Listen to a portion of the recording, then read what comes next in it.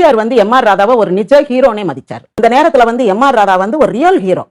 ஒரு நாடகம் போடுறது, ஒரு அவருக்கு வந்து காங்கிரஸ் ஆட்சியினால தொல்லை இருந்தது. அதுக்கு முன்னாடி வந்து மற்ற அந்த அவருடைய கருப்பொருள், பேசு பொருள்ன்றோம்ல, நாடகத்தினுடைய பேசு பொருள் வந்து எப்பவுமே விவாதத்திற்குள்ளானதாக இருக்கும், வில்லங்கத்துக்குள்ளானதாக இருக்கும். நாடக இடைவேளையில யாராவது திராவிட இயக்க தலைவர்கள் பேசுவாங்க. அப்படி பேச வரும்போது மக்கள் வந்து நாடகம் பார்த்துட்டு இருந்தவங்க நாடகத்தை போடுன்றாங்க. நாடகம் முடிஞ்சு போச்சு, கிளம்பு அப்படின்ட்டாரு. போலீஸ்காரங்க வர்றாங்க, இவர் ஏதாவது வில்லங்கமான விஷயம் வசனத்துல பேசுவாரு, அதை பிடிச்சி இவர் மேல கேஸ் போடலான்னு போலீஸ்காரன் டிக்கெட்டை வாங்கிட்டு உள்ள அனுப்புன்றாரு. யாரா இருந்தாலும் நாடகம் பார்க்கணும்னா டிக்கெட் எடுக்கணும், ஃப்ரீயா எல்லாம் பார்க்க கூடாது, டிக்கெட் வாங்கிட்டு உள்ள அனுப்புன்றார். அந்த மாதிரி அவர் பொதுமக்களாக இருக்கட்டும், போலீஸ்காரனா இருக்கட்டும், யாரா இருந்தாலும் அவர் வந்து நிற்கக்கூடிய ஒரு மனிதர். அவரை வந்து எம்ஜிஆர் ஒரு உண்மையான ஹீரோ, ஒரு நல்ல ஒரு வீரமான மனிதர்னு ரொம்ப மதிச்சாரு. அண்ணேன்னு தான் கூப்பிடுவாரு. எம் ஆர் ராதா வந்தா எம்ஜிஆர் எந்திரிச்சு நின்றுவார். எம்ஜிஆர் ஒரு நல்ல பழக்கம், அவர் பெரியவர்கள்னு மதிக்கிறவங்க யாரா இருந்தாலும் நிக்கதான் செய்வார். நின்னு அவங்க உட்கார்ந்த பிறகுதான் உட்காருவாரு.